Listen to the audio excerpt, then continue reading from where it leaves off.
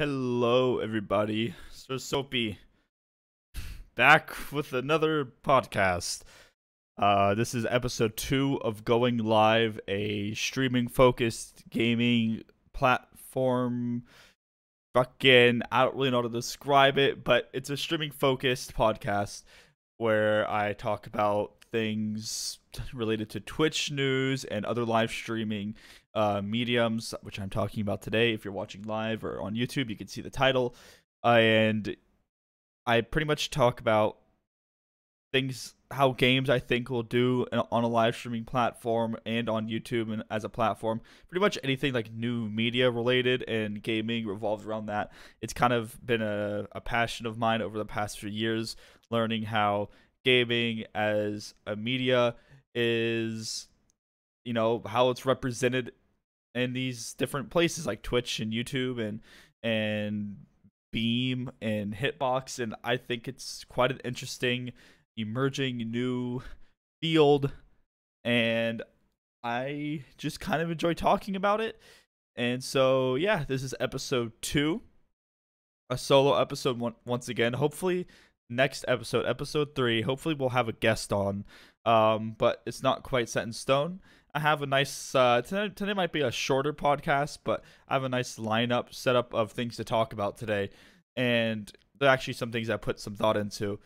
And so yeah, I suppose we can just hop right into it with the first story we're going to talk about today. The first story that we're going to talk about, and that is, and this has been news for a little while, but I have a segue. I have a segue into this. It is that Windows 10 will have the creators update will enable people to broadcast directly to Beam. And Beam, if you're not aware, is Beam.pro. And Beam.pro is a streaming platform that Microsoft bought back in August, I believe. That it's relatively new. It's not super popular. It's gaining some traction.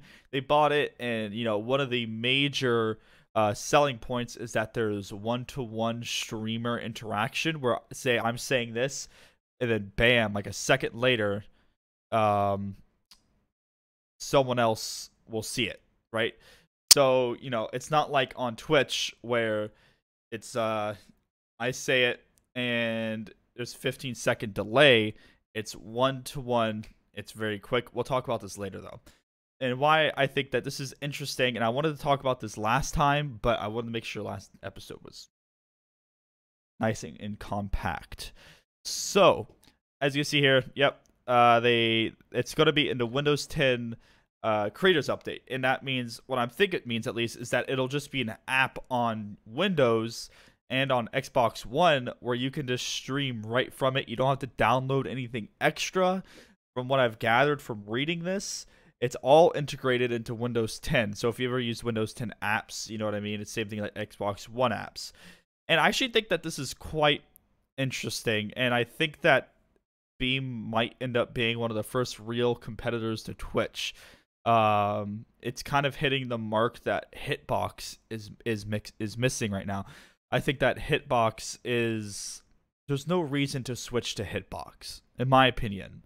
There's zero reason to switch to Hitbox because they don't have an advantage or anything over Twitch. It's pretty much a Twitch clone, if you ask me. And there's not an audience there, so why would you go there unless you wanted to try and harness whatever small group of people are there? Obviously, there's not as much competition if that's what you're into, but you're obviously your end goal, you probably won't be getting as many viewers as you would on Twitch. Anyway, Beam. So it'll be on Windows 10 PCs. If you've had Windows, you're pretty much forced to get Windows 10 if you want to do anything gaming related on Windows 10 within the next couple years, because most games are being required to have Windows 10, and it's also being brought to the Xbox. And I'm sorry for that noise that Windows keeps making. I realized that it did that last time, so sorry. So it's also being brought to the Xbox, and I think that console viewership is a pretty big chunk. If I remember from TwitchCon, is a pretty big chunk of viewership on Twitch. So console viewership is pretty big, and this might bring some new, fresh eyes to it, to Beam, and make the website a lot larger, because and we'll be talking about this more. Beam isn't exactly booming. I do think it's climbing slowly. I do think it has some advantages, and so some new fresh eyes to the website will be nice. I think it's good. So that's all that's really that comes along with the story. I think it'll just be a lot easier for people to stream, which will bring more people, new fresh eyes to the platform, and that's cool. Competition's really good. So let's actually talk about what I what I want to really get into, and this is Beam the website, and what I think Beam is doing right, and what I think Twitch needs to do, because I think Twitch is stagnated. They've released some cool updates, right? Um, but there's some stagnation. I feel that they need to do some pretty big changes within the next couple years, or they're just going to get blown in the fucking wind because companies like Microsoft are interested in this medium. And when you have a company like Microsoft interested in your space, you should be afraid. So I think Twitch should start really kicking it into gear. Not saying that they're not making an effort. Twitch is, like I said, they're doing some great updates. What they're doing with the uploads is cool. But the type of updates I'm talking about. Let's get into that later. First, let me talk about what I think Beam has going for it, and what I think. I have some ideas as to why it's going this way.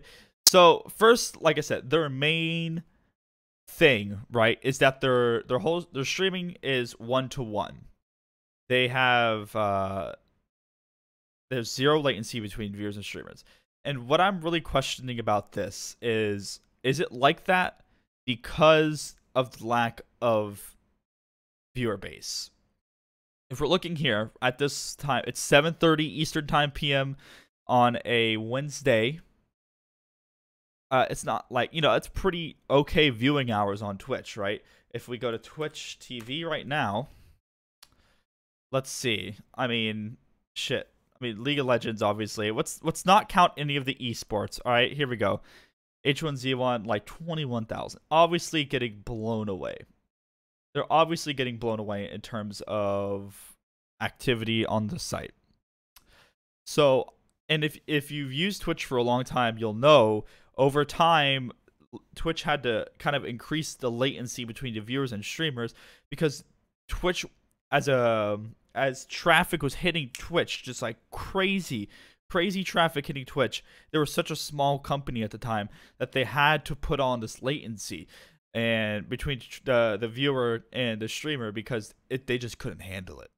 They could not handle it. And that's what's making me wonder if what they're really advertising, this 1-to-1 viewer to streamer latency, is this only a thing because their highest viewed stream has 239 viewers?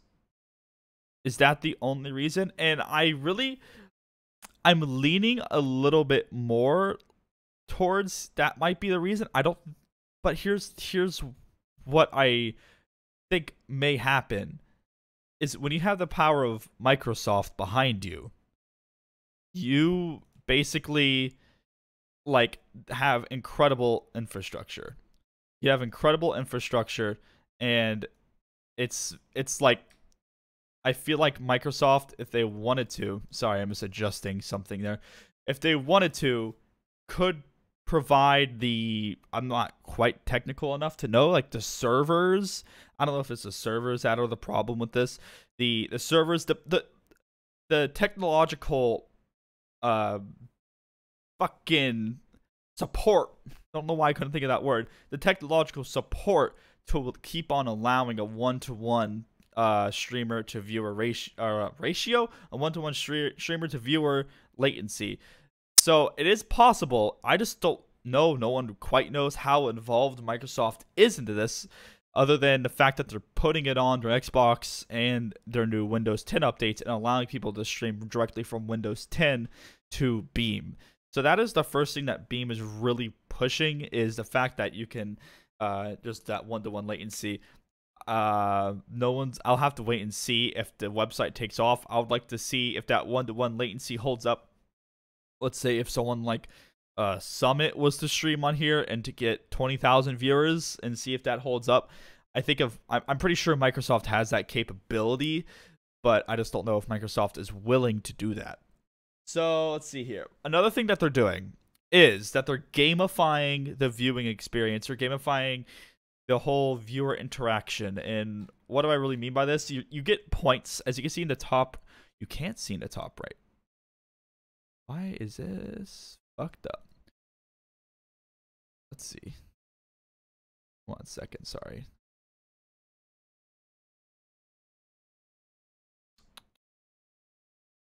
Okay. My bad. I thought that this was all set up. So as you can see kind of over here in the top right, I have 30 points right there. And so basically, the more you do, here, it says it right here. Level up. For every 5 minutes of watching, you gain 10 experience points.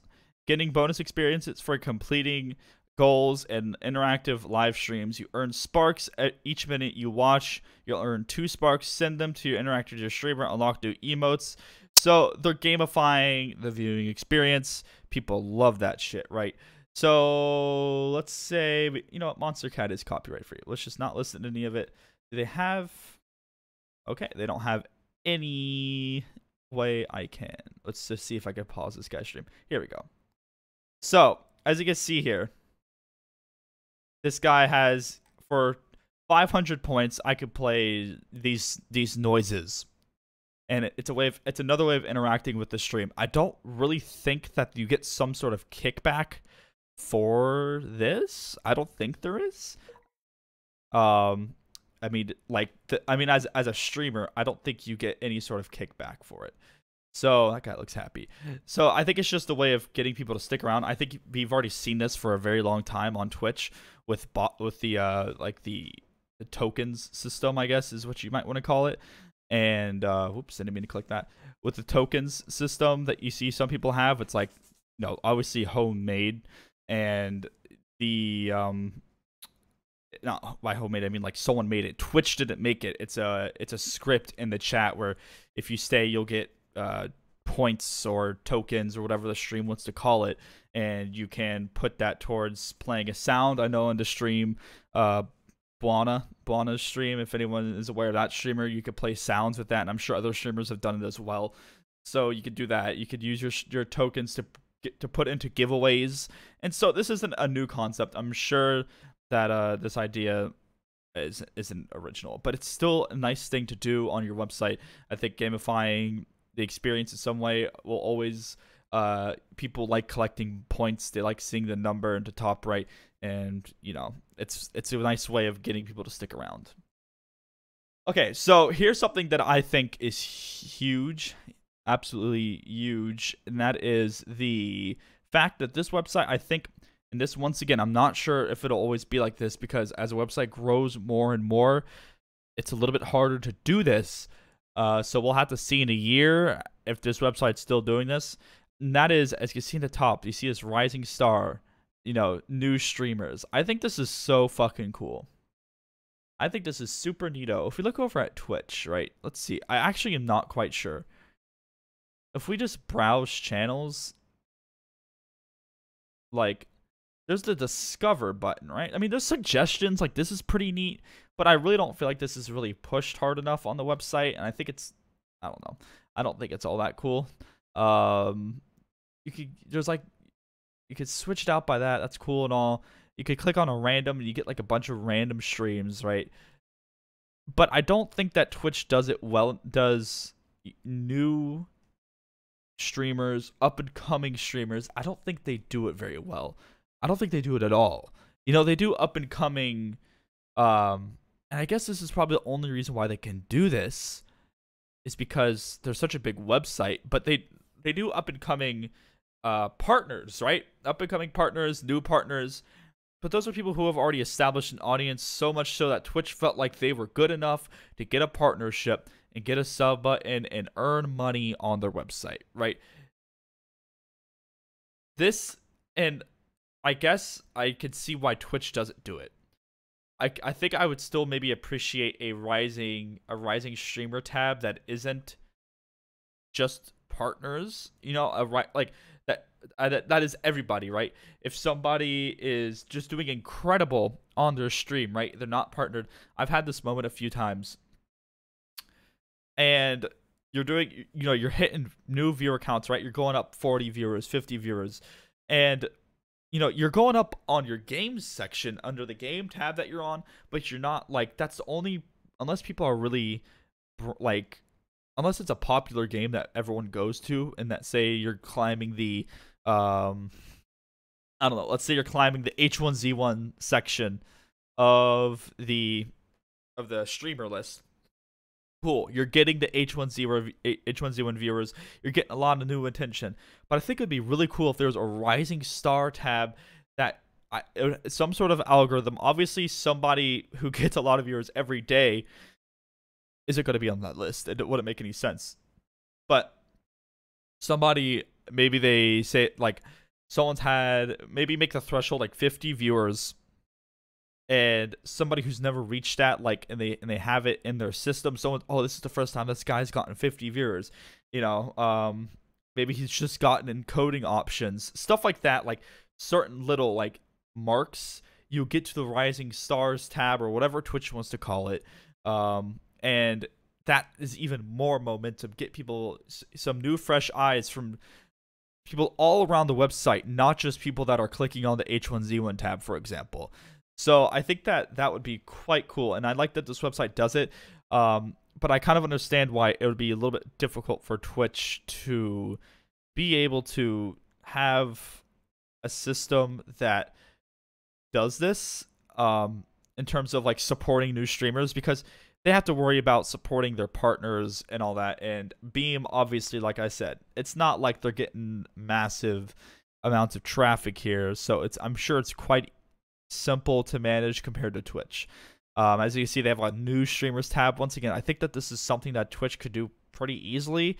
But I guess probably the reason why Twitch may not do this is because they're probably getting like thousands of new streamers every day, maybe even every couple hours you're getting a bunch of new people, and it's like it may not be worth doing necessarily, because it'll just be filled with shit.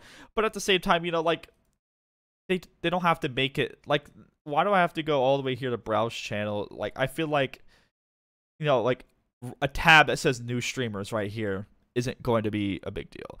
I think that if they were to have a Rising Stars thing that it's like how I described before, I think it would be really cool if it like filled in a void. Like they have top right around here, they have top live channels. Neat, that's cool. And then like rising channels, and then they have their top PS4 and top Xbox. Like that would be, put it at the bottom. Do something to like make it stick out on the front page, because I think that's the type of stuff that like makes careers. Basically, there's a lot of examples of streamers out there who have made their Twitch success based off of a few really lucky moments. And that's something that a lot of people are kind of afraid to accept on Twitch, is that a lot of lucky moments come into being a successful streamer on this website, and it's just kind of the ball game, that's the nature of a lot of new media. Okay. So, and as I mentioned, in my final point, not my final point, and one of my final points about Beam, and I mentioned this with the whole latency thing, is I think Beam could be the first real competitor to Twitch if Microsoft actually supports it really well. And I hope they do. I like Twitch. I like the culture around Twitch a lot more. I just need to check something out. Let's see how Hitbox is doing really quick, because I might be wrong. Yeah, no, it's not much better. It's not much better. Let's see. 800. I mean it's better, but not like by like a huge thing. I know Hitbox has scored a few good deals with some esports organizations. Top viewed stream is 868. So, you know, not super amazing, but you know, doing it's cool. It's cool, man. Got some cringe.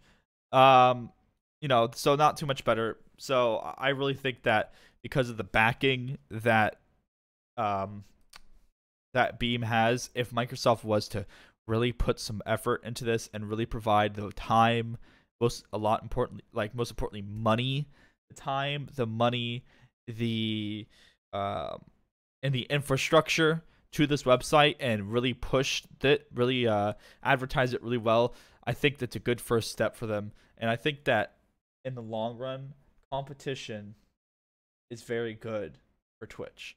Twitch needs competition. I think personally that the changes that Twitch has made are not good enough to keep up with how quickly this medium is moving.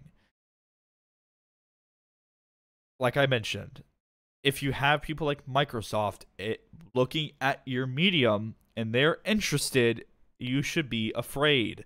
You should be terrified. You know, same thing if something like Apple or some other mega corporation is interested in your medium, you should be afraid. Something that I think Twitch needs to work on is one, I think Twitch needs to do a new UI. I really think that this UI is very, I feel like, very outdated UI. And I like simple. I don't get me wrong. I like how simple this UI is, and I think they should keep it simple. But to me, if you just compare the two, I mean, look, everything is like seamless, right? Like I can click on this dude's stream, it's seamless. I'm pretty sure that his stream stays at the bottom right if you go to like a different. Oh, I clicked on the home button. Oh yeah, it stayed right there. You saw it. Yeah. So it stayed at the top. Like they have this. I know that this is a thing for some people where you have the autoplay thing when you mouse over, you get the preview. So I think that this UI is just much cleaner, right? It's much cleaner. It's easier to navigate. I feel like Twitch has shit like hidden, not even hidden. Like it's just like poorly placed. Like I have to click see all live game. Like I don't know. Like I feel like I shouldn't have to click to see all live games, and then over here now I have this. I can browse my suggestions. I think that it's a little bit like odd. There's also a thing where, and I guess this kind of comes up to the topic of infrastructure. I think that Twitch's infrastructure is lacking. I think it's lacking significantly. I think it's kind of sad that people can't stream in 1080p 60 FPS at like 5,000 bitrate at this point. And I don't know what's going on at Twitch HQ. But I would much rather them halt working on their shitty friends list system and work on 1080p 60 FPS 4500 5000 6000 bitrate streaming, because that 720p 60 FPS, it's okay. It's all right to look at. I don't have any problems. I don't feel like vomiting when I look at 720p 60 FPS. I have no problems looking at it at all. But the standard on YouTube is 1080p 60 FPS. The standard everywhere in terms of video is 1080p at the least, and then 60 FPS. And you're gonna need a high bitrate to support that. So 5,000, hell, 6,000 bitrate. It needs to happen. It needs to happen, I think, sometime in 2017. I think 2017 is a very important year for Twitch. I don't think Twitch is going to die in 2017. I think that Twitch needs to step it up in terms of infrastructure in 2017. I want to be able to rewind video in a live stream, go back to the beginning if I miss something. How many times have you watched something, you look over at like your other monitor, you look down at like your fucking dick, and you miss something, the chat's freaking out, you look up, and you could rely on someone clipping it, but I shouldn't have to rely on someone clipping it when I can, you know, just rewind it back a minute or two. So that's not there at all for Twitch. So I think Twitch really needs to work on their infrastructure. And when it comes to working on the infrastructure, I think the problems with a lot of servers going out, I haven't really streamed on YouTube Gaming or Beam or Hitbox. I don't really know how prevalent this is. I doubt it's that bad because, and I'm sure this comes with how big Twitch is. There's a lot of problems with Twitch servers. A lot of problems with Twitch servers. I think that, and I'm sure they're working on this. I think it's gotten better over the year, especially over 2016. It used to be a lot worse in 2015. Oh God, so much worse in 2015. It's gotten better, so I'm glad they're working on it. That's cool. But I think that the servers, they go down a lot. They're not very stable. So you have Amazon backing you. They have one of the best server providers in the world. They're working on it. Cool. I just hope that they keep working on it. And I mean, that's really, I'm looking over at my notes here. Really all I really have to say about this Beam stuff and what I think Twitch has to do. Beam's cool. I hope it does cool things. I hope it gives Twitch some competition. Maybe one day we'll be all streaming on Beam. Probably, I don't think so. I think that it needs to happen though. You know, a lot of people have been saying that about YouTube, and a lot of people have thought that other companies were going to be the YouTube competition and blah, blah, blah. Never actually happened yet, and it's been like fucking forever that YouTube's been a fucking powerhouse, basically, in this medium. So, you know, I think it's cool. When you have Microsoft backing you, I hope that they're doing big things, because that is a giant corporation with a lot of money.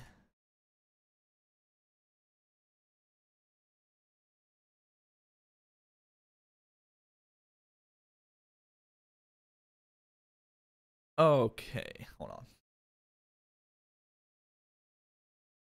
Now we're going to get into a topic, not a story, not a game, but we're going to talk about a topic that I kind of been thinking about a lot of bit, and that is specifically large streamers that I'm sure other people are affected by this, obviously. Specifically large streamers, though, is what I want to speak of. Being affected by their job, developing depression, and things like that. There are some big YouTube and Twitch figures that have came out about how their job has caused them to develop depression or some sort of mental health problem. And I mean, just to rattle off some names that have openly, I'm not like trying to start drama. These are people who have openly talked about their problem, right? This isn't like drama. There's the Ice Poseidon video of him breaking down. He just starts up a random live stream and just starts going on about why he's not happy. It's pretty sad. Rectful is a pretty well-known example as someone who is affected by it, and someone who recently was tweeting about it and talked about it a lot on his stream the other day, and that is Lyric. I don't think Lyric is like a severely depressed person, but he openly expressed that he has mental, you know.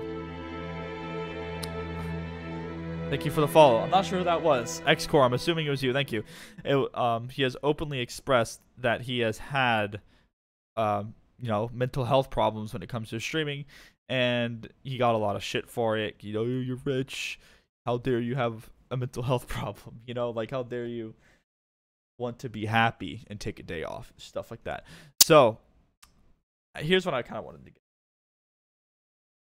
I think that this is only going to be more common while streaming is a more unpopular thing. Not unpopular in the mainstream, obviously. Unpopular thing in the mainstream. As long as streaming is a more unpopular thing in the mainstream, I think that somebody who is a large streamer or even a moderate-sized streamer who has been affected by depression or something like that because of their job is going to just get kind of ridiculed, which doesn't help at all the you know, the problem. So one of the first reasons why I think this happens is that most streamers are perfectionists. Most streamers, including myself, I'm not like a hardcore perfectionist. Most streamers are pretty, and it's happened to me, before, most streamers are pretty down on themselves, really harsh on themselves if they don't feel like what they've had is a good stream, quote unquote. If they don't feel like they've had a good stream, they don't hit a certain goal. If they realize that the chat wasn't happy, they can beat themselves up a lot, and it's not quite good for your mental state if you're constantly beating yourself up over something. And you see this a lot in other mediums like art and music, and those art music is art and the arts, and you see that a lot in people who obviously it's a skill, right? So a lot of perfectionists out there, they feel like they're not doing a good job, they beat themselves up, and when you're the only person you can blame, that's a lot of just a lot of self-hate in a way, like some negative self-hate. So I think that a lot of streamers being perfectionists could be one of the reasons. I know Ice Poseidon's mentioned it before, which is kind of odd coming from Ice Poseidon's stream because it's in the greatest way possible.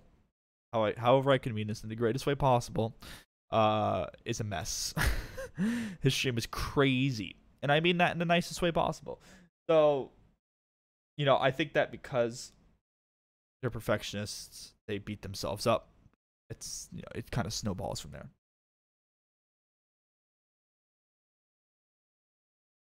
The second issue, and what I think is the biggest, is that streamers and other YouTubers, content creators, are considered like pussies, basically, for having this kind of problem. I mentioned a little bit earlier, Lyric took a random day off. He needed a mental day off. Who doesn't need a mental day off now and then? He takes a mental day off. He says he's feeling a little depressed. Just because you're feeling depressed doesn't mean you have depression as a total mental health problem, right? You can feel depressed randomly. It's not like a unheard of thing. It happens to everybody. He takes a mental day off. Everybody loses their shit on Twitter. Like, oh, how dare you? You owe us. People feel very entitled. And someone was talking to Lyric on his stream, and he said, it was Tim Mack, I believe. He's an Arma 3 RP streamer. And he was saying the second you give them a reason why you're taking a day off is the second that they'll start picking you apart and, really harping on you for it. And I don't think it should be like that. It doesn't make any sense to me why someone should have to be like dodgy about, oh, I'm just taking a day off. Like, someone should be able to say, and this is kind of a societal problem, why can't someone just say, like, I'm feeling like depressed, so I need a day to recuperate. Like that shouldn't be something that you have to hide. That's one of the reasons why, like, it's a lot of people I feel like don't seek help is because it's so just mental health problems aren't very well accepted in society, and that's like a whole other thing, but it kind of loops back around into this, which is really quite interesting. I think Total Biscuit is a huge example. I'm a huge Total Biscuit fan. I've been watching him for years. And I think that he provides a very good example of someone who has openly admitted that because of his job, because of the people that go and talk shit to him, like, I'm sure there's other jobs. Like, I'm not trying to say streaming and YouTube content creation is the hardest job in the world, but every job has their struggles. No job is perfect, obviously. I can't really think of many jobs that a part of it is constantly being told you're a piece of shit, is constantly being like fucked with, right? By thousands, potentially a million people. So it's quite interesting, and it's a whole new thing. It's a whole new thing, and it kind of reminds me, this just now popped up in my head. If anyone here has followed StarCraft at all, EG, Evil Geniuses still has a StarCraft 2 team. I don't think there's any pro players on it anymore. But they had a big StarCraft 2 team. They were considered the Yankees of StarCraft and esports because they were the big corporation that had all the best players. They were buying out players, blah, blah, blah. They bought a mental health coach, like a sports mental health coach. I don't really know the correct wording for it. They hired one to try and help people, and especially Idra, who had pretty bad like anger issues and was just very negative about his play and about his career. And It was just all a fucking mess. And so I don't think it actually worked out very well. But it's kind of like reminds me of that. It's no one really knows how to handle this. Like, how do you go like what therapist that has gotten their education, like what experienced therapist, right, that has gotten their education in the past 30 years has heard of somebody dealing with this? I don't think many people have. I don't think many therapists that are specialized in something like this. I think that it's important, and I think Total Biscuit is open about this. He suggested it. I know a lot of people have taken his advice. If you are a content creator on the internet, you should probably have a therapist that you go to like once a month or something. You need to keep it. You need to keep your mental health in check. You could try and put up a wall, and you see a lot of creators do this, but it gets to people, and not everybody is the same. Some people just like they see it. That's all they see. And you could try and say just look at the bright side of things, and that's totally the correct way of going about it. But it's impossible to always every day ignore all the negativity, and it affects people in the brain. It makes them sad. It makes them depressed. They need to take days off. When they take days off, people get pissed. They yell at them and say that they're fucking spoiled little babies when in fact they're the entitled bitches. So I think that follow Total Biscuit's example. He's a smart guy. Um, get a therapist, get help. If you are suffering from that stuff, you don't want to have a breakdown on stream. If that's your final point in your career, that's pretty upsetting. You have a lot of these people are successful. They have the money to go out and get a therapist. I think that's money is another interesting fact. People think that because these people are making a lot of money, they are happy, and that's not really necessarily the case. Like a lot of the people, like I think a few of these people, as mentioned, like Rectful, mentioned, like he thinks it would be interesting to be poor. And because he's never like in a long time, I don't know his whole childhood or anything like that, but his career, he's always been prolific. He's always been a successful streamer and gamer in World of Warcraft, for example. He's always been having that money coming in. So I'm sure to him in his head, in his scenario, he can look at that and be like, you know what? I think being poor, having something to work for every day, like a bottom line you have to meet, is probably really interesting for somebody who's never had to worry about that before. So to them, I think eventually the money thing just becomes just a number, right? And money is, I think, really what you make of it in a lot of situations. So that's kind of another interesting point when it comes.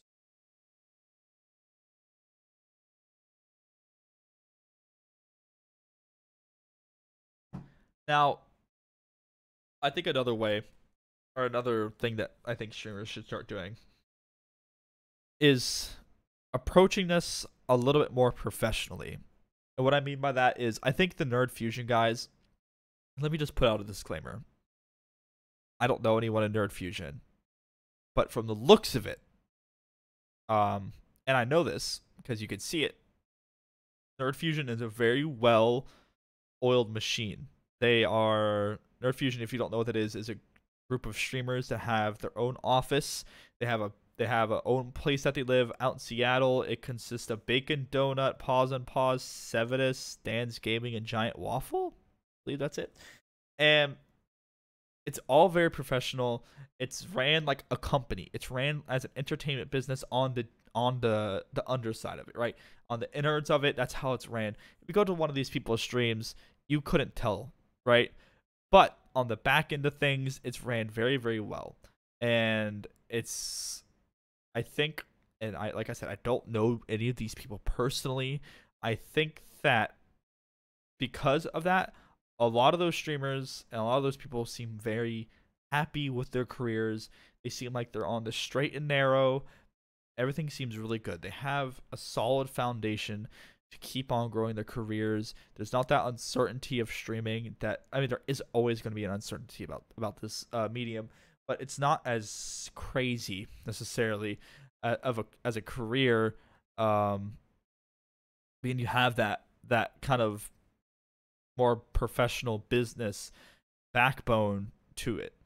And I think that this is very important because when you treat it like that, I think that stability is very good for someone's mental health.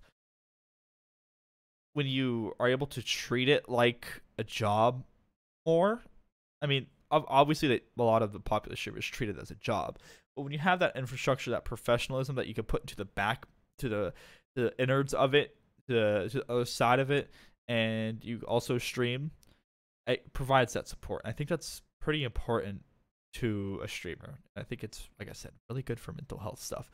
And I'm kind of let's just leave it at that. Let's just leave it at that. And my final point, and this seems kind of obvious. My final point is that I think a lot of the streamers, big streamers that have been, I see this isn't even like the big streamers. I think that a lot of these people though need to experience the world more. It's very easy, and I've seen streamers like JP talk about this, and Lyric, and Ice Poseidon, and all these big streamers talk about this, that they need to, like, they'll just, like, basically not really go out at all. They stay home, and they will just stream every day. Every day they'll stream. They'll wake up, they stream, go to sleep, wake up, stream, go to sleep, wake up, stream, go to sleep. They don't really go out. Obviously, there's cons, and I don't really think cons count because to most of these people, their jobs. There's very, like, that's a part of the job. I mean, there's very few people that who go to them and they just go to them as a fan. A lot of streamers, from what I've seen, just kind of complain about cons. They're almost just like a necessity, like, oh, I'm just going because people kind of expect it. It's like a part of the, when you sign up for it, like, okay, you got to go to a few cons in a year. So most of them, they don't really see it as a experience like that. So I think that it's quite important because it's kind of like a never ending cycle of like shit. You're basically just like waking up and streaming, and it's not quite good for your mental health at all. You need to like go out and talk to people and shit. It's not that good for your fucking mental health. Not at all. And let me see. I kind of mentioned this earlier, and until this kind of gets accepted more as a career, I don't think that it'll really go away at all. I think more people will probably get affected by it because there just won't really be any acceptance that this is a problem. So you're just gonna, like, it's just gonna be happening more and more. And the way things are going, obviously, I think it'll eventually get to the point where it's accepted. So I think we're gonna move on to the final topic that I have set up here, and that is that I wanted to talk about an upcoming release that's coming out on the 4th of this month, which is soon, right? That is on Friday, so 2 days, and that is the new Call of Duty Infinite Warfare, of course. And a few things I wanted to talk about. It's not, I mean, there's some other big new releases coming out, but this is, I think, a kind of important one to talk about, because how I think it'll be on Twitch and stuffs. So first, let's break this down into two things. Obviously, we know that Infinite Warfare is its own game, but it's also coming out with the COD 4 Remaster. So first, we're going to talk about Infinite Warfare. Second, we're going to talk about the COD 4 Remaster. So, the two different beasts. Infinite Warfare. How do I think this will do on Twitch? First, I don't really know. I mean, like, I decently see, like, COD, like, new CODs are usually in the top, like, 20 on Twitch, like, almost all the time. On YouTube Gaming, it's way bigger. Let's look that up real quick. How's COD doing on the YouTube Gaming world? Let's see. I know they usually get like huge numbers on the YouTube gaming world live. Actually, let's see. Games. League of Legends, Counter-Strike. Show all games, please. Wow. Is this a joke? Hold on, I don't actually know if this is supposed to be like this. Is this like that's it? 318 live, 500 popular. Let's see. 600. Okay. I really don't like the YouTube gaming UI. Wait, isn't this guy streaming on Twitch as well? Didn't I just see that guy streaming on Twitch? Hold on. Shot TV. Let's see this for a second. I could have swore we just saw this guy streaming on Twitch. Come on, Twitch. I believe in you.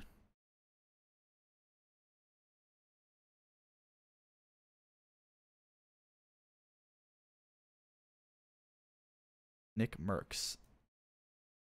Oh, I just wasted everyone's time. Oh, that guy was streaming on 2 different platforms at the same time. So yeah, like there's a huge gap here. I think probably because I bet this guy has like a huge YouTube channel compared to whoever this guy is. But you know, I think that really all the people that are streaming COD on this website. The fuck? That's crazy. I need to stream COD, dude. I can get on the front page, on the top of the page. That can't be. Okay, never mind. It just wasn't loading. I was about to say that doesn't make much sense at all. No, it's pretty decent. All right. So anyway, how I think Infinite Warfare would do, I think it'll do pretty cool on YouTube gaming. That's nice and all, but I think on Twitch, Infinite Warfare will probably end up just like COD, or the other CODs. They'll be really popular in the first couple months on the website, and they'll probably just be in the top 20 consistently. You know, getting just like how I showed you, like pretty middle of the pack, and won't do anything too crazy. I don't think that Infinite. I said this last time, and it didn't fucking happen. But I don't think that this Call of Duty will necessarily sell as much. Actually, no. COD 4 Remaster is going to change that, isn't it? But I don't think it's going to be anything too spectacular. It's not going to be anything game changing. It'll be front page top 12 for maybe 2 or 3 weeks. I'll say a month. Let's just try hard here and say a fucking month. It'll be front page top 12 for a month, and go to being, you know, top 20 and for until the next Call of Duty was released in a year. And that's pretty standard, right? Nothing really exciting is coming out of Infinite Warfare. So pretty standard release on Twitch as well. Unless there's something about it that I don't know. I looked into it. I don't think so. But what I wanted to talk about is the COD 4 Remaster. I think that this will bring back. I think that people are going to make a career on this website off of this COD 4 Remaster. People, I think what Infinite Warfare will do is continue the careers of people that already have Call of Duty related content, but I think COD 4 will create them because it is such a prolific game in the FPS genre. It's such a popular and just world-renowned title, one of the best FPS games I think ever made, and a lot of people would agree with that. And so it's just going to explode on Twitch. I don't really know what they're doing about or like with this. I think that it would be really cool if like even an esports scene came of it. That would be awesome. And I think that a lot of people are going to be able to make communities off of this, just because if COD 4 was to come out in the same state, you know, the freshness of like a fresh game, if COD 4 was to come out fresh in the same state it did back when it first came out, when Twitch was a thing, like right now, I think it would be like one of the Overwatches is probably a better example. You know, it's always on the top, always in the top 12, always has all these people playing because it was such a good game. It was so new. It was just a very good gaming experience in general. So I think that it wouldn't be as big as a bomb on Twitch, and by bomb I mean like explosion, not like a like crash. It wouldn't be as big of a bomb if it was to freshly come out, but as a remaster and as such a world-renowned game, I think that it'll be awesome for Twitch. I think that to see this game, I don't like who's streaming this game like right now. Let's see. Who's streaming this game? Call of Duty 4 Modern Warfare. See, like you're not really getting too much here. I think that like people who are like, this dude has it going on. He's getting ready for the remaster. Whatever this guy is doing, some pro mods, like I think people who would ride this wave, I think that'd be sick as fuck. Like people who make a career off of this, like go for it. Like I think that would be so awesome. I think that it'll be good for Twitch, and that it'll probably be, if it's well supported and it's a good remaster, I think that it'll probably be on the front page for a long, long time. I think it would probably outlast, and maybe this is just my love for COD 4 and my appreciation for COD 4. I think that it could possibly be like the next kind of Overwatch on the website. Not because it's anything like Overwatch, but because I think it could garner that. It has that fan base. It's such a good game. It has a potential of being a competitive game. So I think that is quite possible for something like that to happen. I don't know why we're still looking at that. So, two different beasts. I think it's quite cool. I guess maybe we could talk about the fact that you need to spend $80. I'm pretty sure it's $80 to be able to get it. And that might be another reason why I just kind of realized something. All right. Actually, it's probably still a lot of people are going to buy the $80 version. Let's not beat around the bush here. A lot of people are going to buy the $80 version. Now, what I'm thinking, and I'm just now kind of realizing this, so you're kind of seeing some thought in action here. Will that $80 threshold reduce the community length because not all the people that want to get it will be able to, because that's a very expensive price?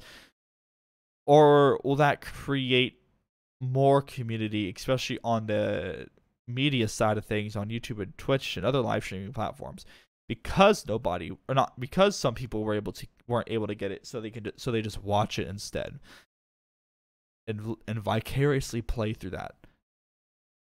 I don't really know. I guess that's something we're gonna have to see. I'm leaning more towards the fact that it'll just be watched more because of it. I don't really think that the $80 price point is a huge problem when it comes to that. I think the $80 price point's a little crazy.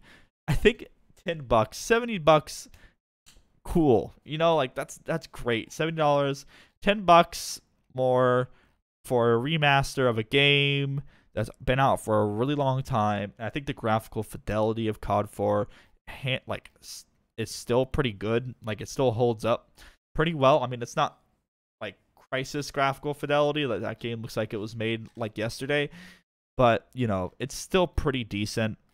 Maybe there was something they had to do some crazy shit to make it look good. I don't know. $80 is a lot of money, and that you have to buy it with Call of Duty Infinite Warfare. You can't buy it separately, which I'm sure is a great business decision. They're making people spend a lot more money. You know what I think would be really fucking neato is if they I would be willing to spend $30 for the Call of Duty 4 remaster. They could take my $30, and then I just won't get Infinite Warfare. But I'm sure they just don't want to split up like their buyers, their potential buyers. So they stuck it together and made it $70. But if that was the case, like, I don't know, maybe they don't. I think they just don't want to hurt sales. I could have released the COD 4 remaster like 5 months before Infinite Warfare, and like that should give the 6-year-olds enough time to save up the pennies that they found in their mom's car. And I don't know. There's probably a lot of reasons that went into this. It's probably all has to do with making a lot of money. But I digress. I think Infinite Warfare just do a little recap. Infinite Warfare is probably just going to be the same as every other COD release on Twitch. Going to be top 12 for a month, then it'll be top 24 until the next Call of Duty releases. I think COD 4 has a lot of potential to be somebody's or a few people's like main game. They build a community off of it. They make their career based off this game, and I think it's probably going to drop a giant hype bomb on Twitch because that game is very well received, world-renowned FPS, one of the best to be released. And that is really all we have today. I told you guys it was kind of a short episode today, so there wasn't really much else going on, so I just kind of had to work with what I had to work with. So I hope you guys enjoyed it. I think it was a pretty good episode. Like, I wish it was a little bit longer, but not much going on. And yeah, I appreciate you guys listening, watching. Follow me on Twitter, YouTube, Twitch, Soapy with 2 Y's on all those. And also SoundCloud. I uploaded the last one to SoundCloud. I don't really know how SoundCloud works. I just uploaded it and it was like it's there. I don't know really what's